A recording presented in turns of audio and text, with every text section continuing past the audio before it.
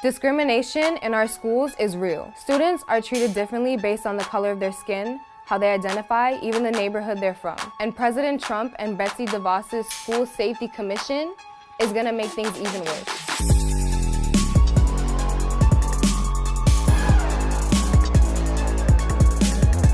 Black and brown students are constantly being suspended, missing class, and no one asks why. This is happening all over the country.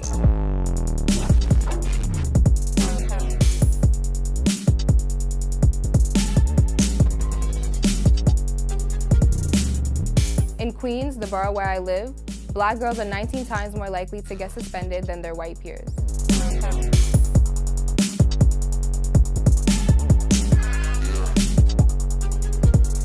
The school discipline guidelines put in place by President Obama pushed schools to seek positive alternative suspensions such as restorative justice. Because suspensions are not effective and make students like me less safe and increase the chance of us sitting in a courtroom when we should be in a classroom. This is a civil rights issue. This is a human rights issue. We should all have the right to be treated fairly and humanely in our schools. President Trump eliminating the guidelines tells young Black and brown children he doesn't care about us. He keeps pushing discriminatory and biased policies that are hurting our communities. Suspensions and arrests have had huge impacts on our lives. I have been suspended multiple times for minor incidents, from laughing at a comment to fighting with someone who made a joke about my father passing away.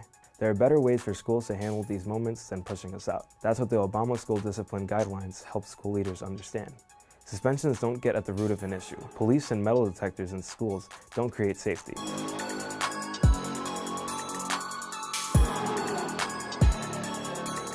Secretary DeVos taking back the guidelines isn't about making our schools any safer.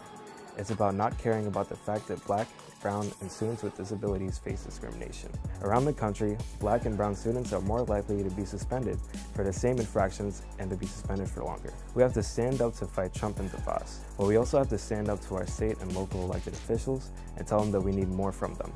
We need them to pass laws that keep us in school and help end the school-to-prison pipeline. In my first year of high school, I experienced what it's like to be criminalized. I was in the girls' locker room with some friends when I should have been in class.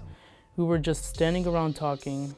The police came in, they immediately began to yell, got aggressive, and escalated the situation. A conversation with a school administrator, not a cop, about how my behavior impacted folks would have been enough for me to understand. I was handcuffed and led through the halls with my hands behind my back.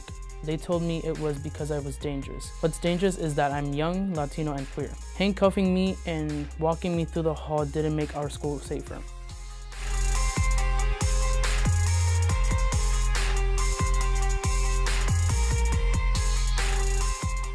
Most students are arrested for minor incidents and non-criminal violations. We know the federal government is not going to protect our civil rights or address racial disparities. We are organizing to pass the Safe and Supportive Schools Act that will be a major step in dismantling the school-to-prison pipeline. Students need to fight back. We are organizing to change laws to protect students from suspensions, arrests, and summons. We must immediately replace guns, police, and metal detectors with social workers, guidance counselors, and restorative justice. We know what makes our schools feel safe.